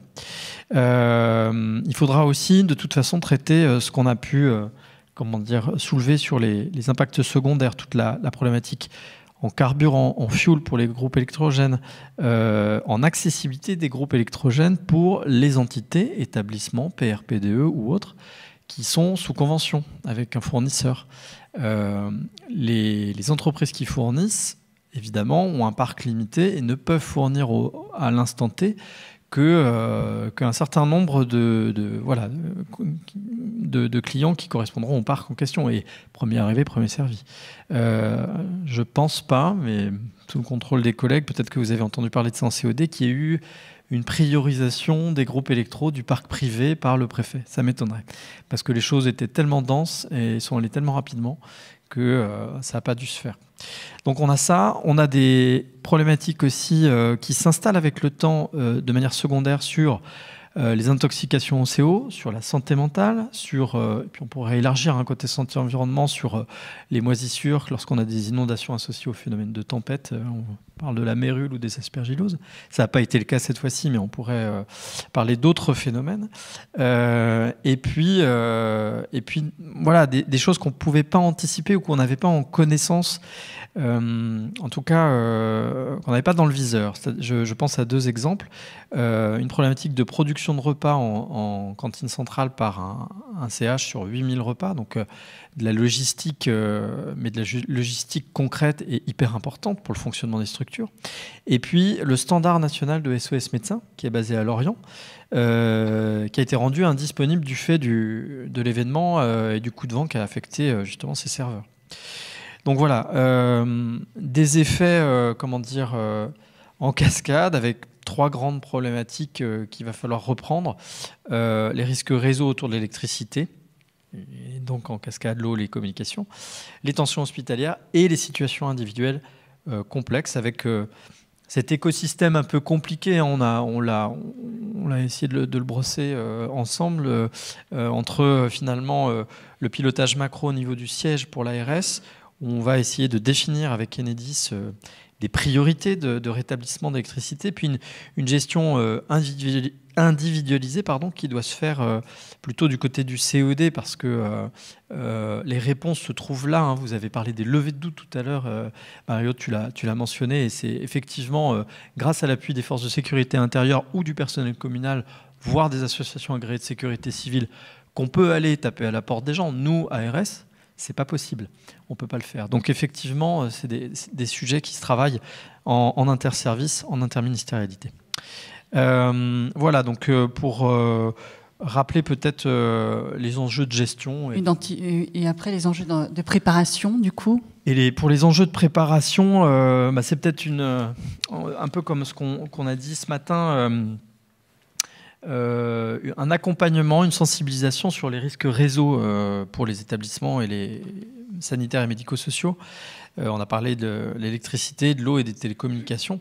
Donc je rappelle toute l'importance du plan de continuité d'activité comme je l'ai fait ce matin, parce que c'est des sujets hyper prégnants. Je profite pour faire une micro-aparté. Je reviens de Mayotte et c'est les sujets d'actualité pour nos concitoyens sur l'île, que ce soit le déploiement d'antennes Starlink sur les télécommunications, la question de la potabilisation de l'eau, qui est un vieux sujet là-bas, et puis le rappel des PHRV, le fait de pouvoir mettre aussi les collectivités territoriales dans le centre des enjeux, les CCAS notamment, puisque au-delà des PHRV, sur lesquels on peut être amené à faire des levées de doute, il y a aussi, et on y travaille le registre des personnes vulnérables, les plans d'alerte et d'urgence qui existent du côté des collectivités et qu'il va falloir aussi peut-être mettre davantage en avant. C'est peut-être plus un travail de la préfecture que de l'ARS, mais ça vaut le coup de le redire. Dernier point peut-être pour l'agence sur ces sujets de préparation, c'est celui de la résilience du champ médico-social. On a mené une enquête suite à Kiaran, encore une, en questionnaire pour avoir une photographie un peu plus claire de finalement qui est doté d'un groupe électro, qui a une convention, qui a un autre système. Et on s'est aperçu que seuls 60% des EHPAD disposaient d'un groupe électrogène en propre. Donc c'est un problème qui est évidemment renforcé par la situation financière et humaine assez critique du secteur actuellement. Et tout l'enjeu pour nous, aujourd'hui, c'est de mettre en place les leviers d'une politique d'accompagnement financier, notamment, pour essayer de durcir justement cette résilience sans que ce soit un cadeau empoisonné, parce qu'on sait qu'il y a des coûts associés au fonctionnement des groupes électro, à leur maintien. Et donc ça doit se faire aussi en bonne connaissance de cause par les directions d'établissements qui porteront justement l'acquisition de ces nouveaux groupes.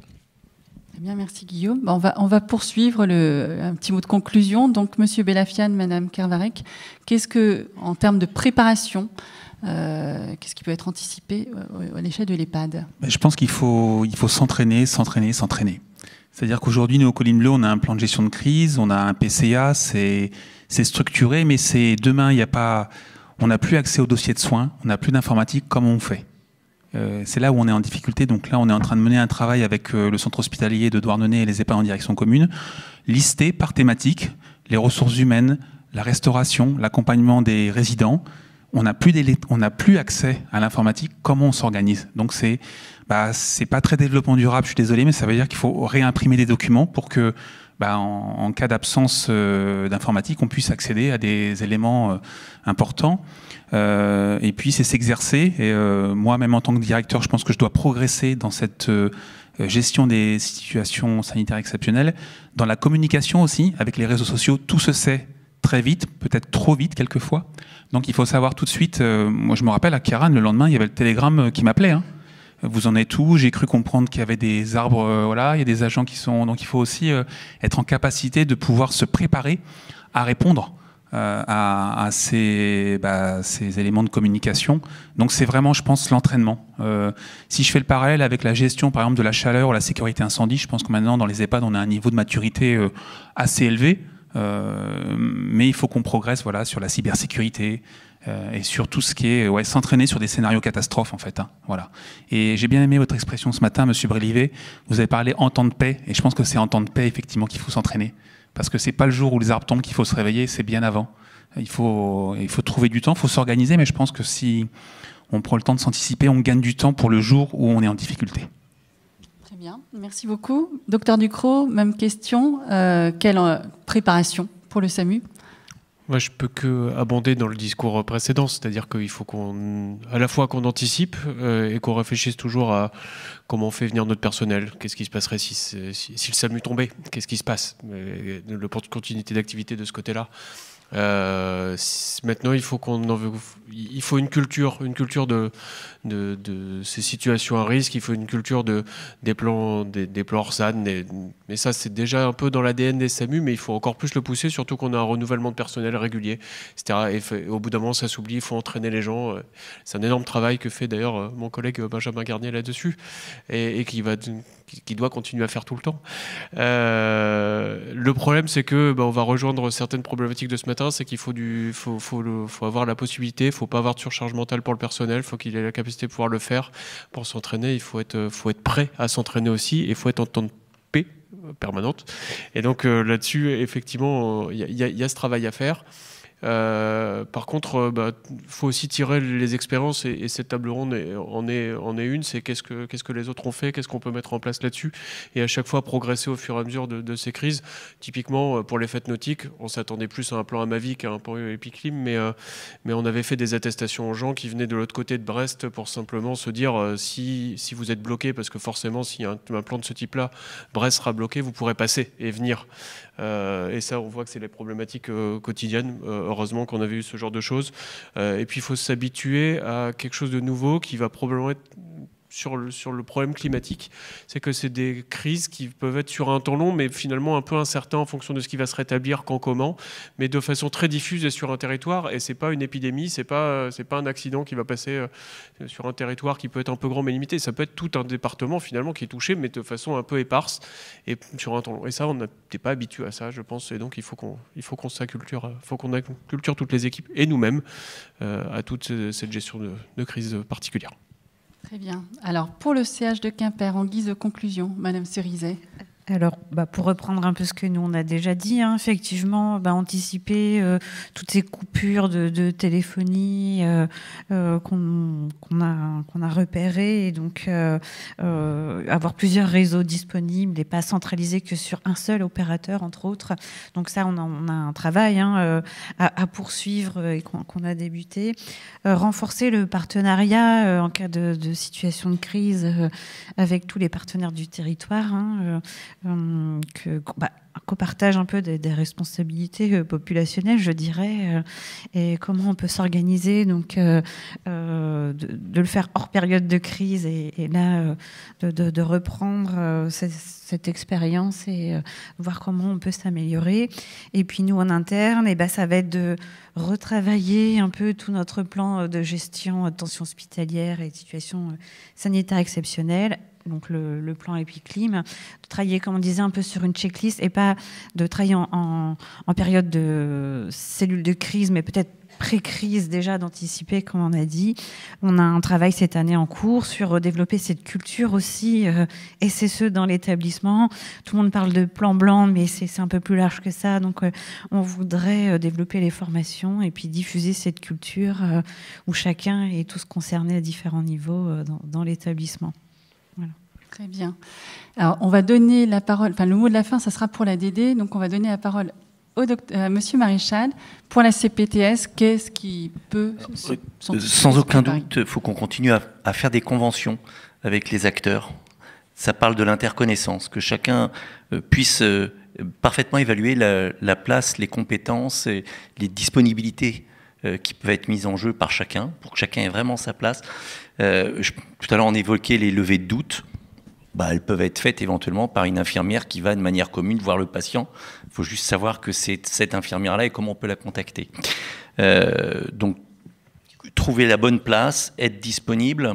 On a un enjeu de formation. Nous, on a déjà commencé, puisqu'on a formé cette année 8 personnes aux gestes d'urgence de niveau 2. Et c'est des gros coûts. Parce que quand on forme des libéraux, les 2 jours qu'ils passent hors de leur cabinet, on leur donne des indemnités de perte de revenus. Former 8 personnes sur 2 jours, c'est plus de 10 000 €, par exemple. On va recommencer cette année. On forme notamment les professionnels de notre réserve sanitaire et on va les former aussi aux gestes d'urgence médico-psychiatrique.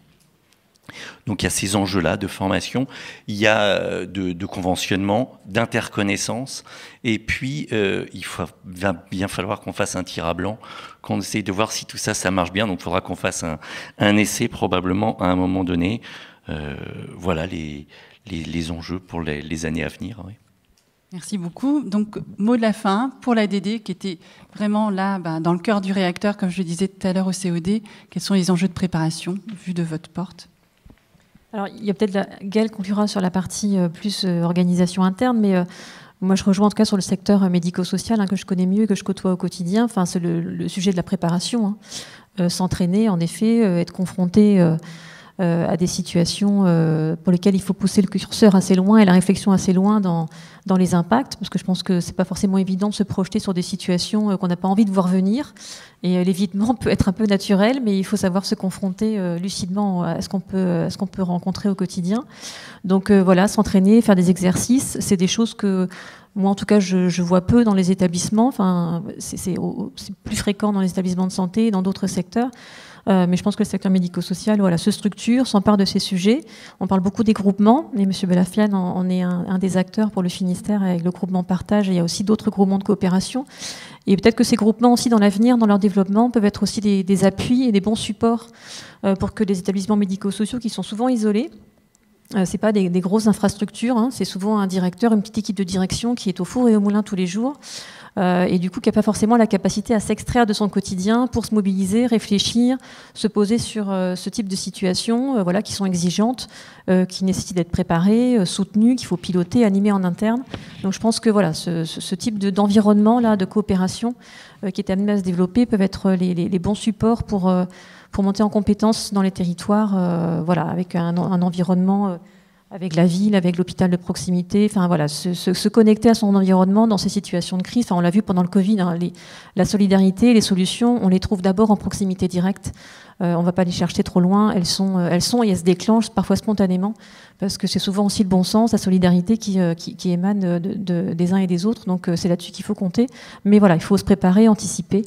Et je pense que voilà, ça va se structurer. Nous aussi, côté agence, on soutient les groupements, ce type d'initiative pour épauler les établissements et les outiller davantage dans cet exercice-là. Donc je pense que voilà, c'est prometteur pour les années à venir.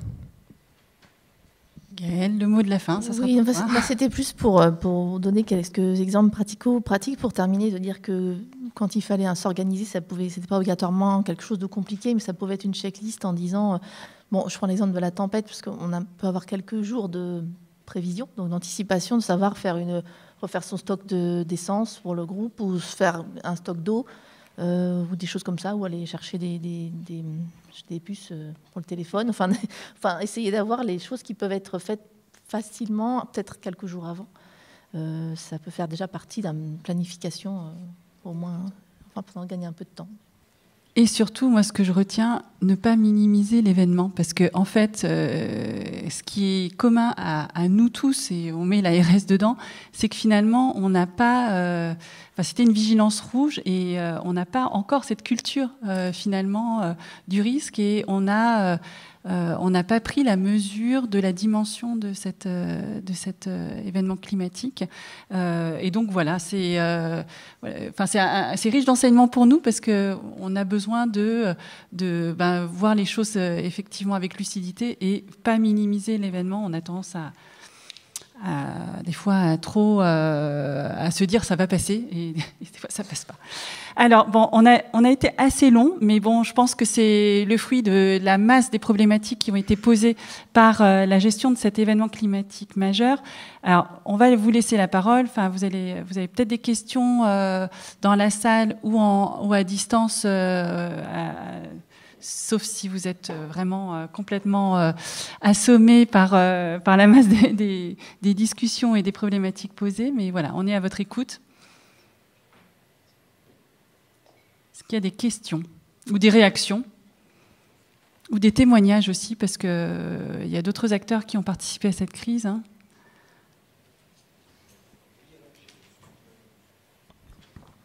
Oui, alors j'ai 4 observations et une question à poser.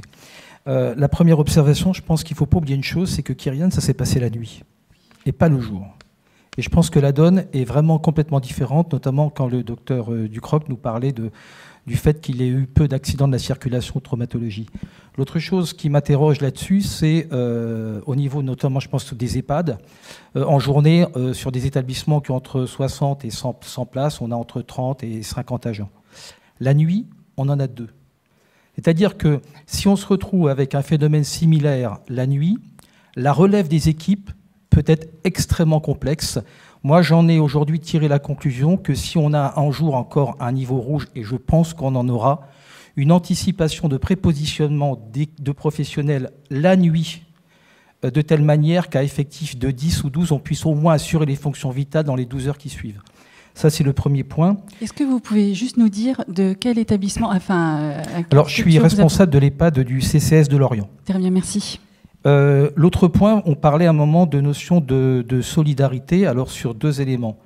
Un, on se rend compte qu'on s'est retrouvé avec certains professionnels qui se sont retrouvés sans électricité, avec des systèmes de garde d'enfants de crèche qui ne fonctionnaient pas. Notre établissement est équipé de groupes électrogènes, même si actuellement il n'y a que 60% des établissements qui le sont. Mais la source énergie, électricité est extrêmement importante. Et on s'est retrouvé avec des professionnels qui ne venaient pas parce qu'il n'y avait pas de système de garde d'enfants. Ce qui veut dire qu'aujourd'hui, on a réfléchi au fait que notre système d'animation, pouvait prendre en charge et d'improviser un système de mini-crèche finalement, de telle manière que nos professionnels puissent venir travailler. L'autre point, tout à l'heure, le docteur Maréchal nous disait on va avoir un développement, une augmentation du maintien à domicile. Ce qui veut dire que dans l'organisation de la construction de nos établissements, de la réhabilitation et de l'aménagement, il faut les concevoir comme pouvant être souvent des établissements de repli. Et je pense ça, mais également sur les phénomènes de canicule. On devrait être aujourd'hui en mesure de pouvoir accueillir 10 ou 15 personnes pour la période de la journée. Et enfin, le quatrième point, c'est qu'à l'issue de la tempête, la première chose que j'ai faite, c'était l'inspection du bâti. Pour repérer les dégâts. Alors vous allez me dire qu'il y a la question de l'assurance, mais aussi pour anticiper la tempête qui peut suivre 2 ou 3 jours après. Parce qu'avant le week-end avant Kyrian, nous avons eu quand même une grosse tempête et nous avions commencé à avoir une fragilisation de certaines de nos infrastructures. Et enfin, alors là c'est une question pour le docteur du SAMU. Vous nous parliez que, alors c'est très technique, hein, vous nous parliez que, j'en viens à mon ancien métier d'ambulancier, vous nous parliez des problèmes de communication avec ces services d'ambulance privés et qui devaient se positionner au niveau des casernes de pompiers pour avoir une transmission d'informations. Aujourd'hui, contrairement à il y a 10 ans où il y avait la fréquence 150 MHz, les services d'ambulance privés qui, dans ce cas-là, assurent une mission de service public, n'ont pas accès au système de réseau Antares. Donc aujourd'hui, finalement, vous vous retrouvez, si ça se produit demain, dans la même problématique. Vous aurez les pompiers qui assurent actuellement 80% de missions de secours à personne, mais quand il y aura un Kyrian 2 qui arrivera, ils seront occupés à aller faire du sauvetage, du dégagement des voies de communication, et vous allez priver de tous vos effecteurs de transport sanitaire. Et ceux qui seront disponibles seront difficilement joignables. Alors je rejoins effectivement à 100% les difficultés. Et là, on a pu le voir et c'est un vrai travail. Alors peut-être que le réseau Radio du Futur va améliorer ça. Il y a aussi, bon, alors on n'est pas 80%, on est plutôt à 60-40 dans le Finistère sur les transporteurs versus les VSAV, ce qui fait que ça nous a permis d'être moins impactés. Et probablement travailler aussi à pouvoir augmenter la charge des transporteurs dans ces cas-là, qui ont fait un travail énorme, hein, parce qu'ils ont assuré le transport des patients, en plus d'aller apporter de l'oxygène et tout ça, équipe réduite. Donc ils ont fait un travail majeur. Mais oui, cette problématique-là, elle est toujours là, la problématique de la communication et comment, et on le voit, c'est valable partout, mais le réseau radio, les transporteurs l'ont pas, ils sont pas équipés pour l'instant d'Antares. Est-ce qu'ils vont être équipés en réseau radio du futur? C'est pas certain, mais probablement qu'il va falloir travailler sur comment standardiser les moyens là-dessus pour pouvoir avoir au moins cette communication. Mais après, avoir un lieu de rassemblement des moyens, où est-ce qu'on peut les avoir, c'est pas non plus si idiot, parce que ça permet de choisir le bon moyen en fonction de nos besoins. Donc il y a du pour, il y a du contre des deux côtés. Je n'ai pas de réponse tranchée là-dessus. Donc ça, c'est un sujet préfectoral, effectivement, de travailler ce sujet-là. Est-ce qu'il y a d'autres questions? Oui. Jean-Philippe Poilpré, je suis directeur de 3 foyers de vie femmes dans le Finistère, association Les Jeûnets d'Or. Et j'ai 2 questions. La première, c'est un sujet qui a été abordé, c'est sur le fait que les professionnels du médico-social ne pouvaient pas circuler le matin après la tempête. Donc savoir si ce sujet avait pu être retravaillé depuis, si ça se reproduit, qu'on ne soit pas face aux mêmes difficultés. Donc heureusement, les professionnels ont bravé l'interdit, ils sont venus travailler et intervenir auprès de nos résidents, mais voilà, savoir si ça avait pu être repris, cet aspect-là. Et deuxième point, sur les 3 foyers dont je m'occupe, il y en a un qui n'est pas équipé de groupe électrogène. Vous avez évoqué peut-être une aide pour les EHPAD pour qu'ils puissent s'équiper. Et je voulais savoir si pour les établissements du médico-social, quelque chose était envisagé.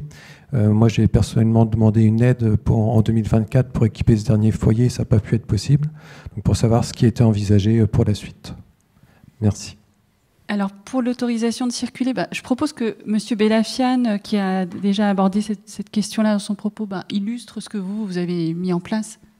Je l'avais dit tout à l'heure, en fait, on avait, les professionnels avaient gardé l'attestation qu'on avait faite à l'époque du Covid, donc ça les a permis de passer les barrages, et puis certains avaient leur fiche de paie, mais le point d'amélioration qu'on a identifié, c'est de faire une attestation en début d'année, pour l'ensemble des agents, en indiquant que je suis aide-soignant, je suis infirmier à l'EHPAD Les Collines Bleues de Châteaulin, pour que du coup chacun ait un document dans sa voiture pour passer. Après, je ne sais pas si ça suffira à passer les barrages, mais en tout cas, ça a été plutôt efficace pour les agents d'avoir ce document et de passer les différents barrages qui étaient établis. sachant que dès qu'on a fait remonter auprès du centre hospitalier de Douarnenez que les agents étaient bloqués sur la route, puisque eux, ils ont été confrontés aussi, ils ont tout de suite appelé la préfecture qui a, à ce moment-là, donné l'ordre aussi à la gendarmerie et aux policiers sur place de laisser passer les personnes qui allaient au travail dans les centres hospitaliers. Donc ça s'est fait assez rapidement quand même sur le Finistère pour que les agents puissent arriver à leur temps de travail. C'est un sujet de toute façon qui est assez récurrent sur pas mal de crises et en général on est vigilant côté RS en COD pour quand il y a besoin de transmettre des plaques ou se faire l'écho des problématiques rencontrées par les soignants qui se rendent à leur travail, qui sont confrontés au checkpoint des forces de sécurité. Peut-être pour la partie accompagnement financier, pour vous répondre, pour l'instant, le sujet est en cours d'instruction chez nous. Et on avait pris comme parti pris d'essayer, dans un premier temps, d'accompagner la trentaine d'établissements médico-sociaux PA ciblés comme en difficulté financière s'ils acceptaient aussi, s'ils étaient volontaires pour y aller. Rien ne vous empêche de toute façon de vous signaler et de nous redire que vous avez un besoin à couvrir. De toute façon, comme on est en cours d'instruction et on essaye de trouver la meilleure manière d'accompagner le mouvement, je le rappelle, sans générer non plus des problématiques supplémentaires, puisque ça représente un coût associé en termes de fonctionnement et de maintien en opérationnalité, un groupe électro. Voilà, on regardera de près la demande, donc n'hésitez pas à nous redire. Du coup, je vous propose qu'on prenne une dernière question parce qu'après, il y a le docteur Goua qui doit nous faire une présentation sur la continuité d'activité. Donc Guillaume Labouré qui est en régie, qui suit le chat. Vas-y, je te laisse. Alors, il y a 3 questions sur le chat, si on peut les prendre. Donc la première qui vient du CHBA, de Madame Naël, qui demande si un retour d'expérience formalisé avec les recommandations qui en sont issues pourrait être partagé via l'ARS pour que les différents acteurs puissent en bénéficier pour compléter leur préparation. Oui, enfin, on peut faire. On avait déjà fait un rétex interne. Je ne sais pas si au niveau des COD, il y avait eu un rétex de fait de la tempête Ciarán. Oui, donc il y a eu cette. On peut faire une synthèse de toutes ces recommandations-là, bien volontiers. On va s'y atteler. Madame Naël demande également si il est possible de savoir quel est le taux de structures hospitalières qui ont un PCA complet. Alors sur le PCA, ça va faire l'objet de la présentation suivante. On n'a pas le taux à donner, le chiffre exact à donner maintenant. Je ne sais pas si Guillaume, tu veux ajouter quelque chose ? Dans l'analyse des risques majeurs, on avait... Alors on n'en dispose pas immédiatement. Alors, il me semble qu'on l'avait présenté ce matin dans l'analyse des risques majeurs, le taux...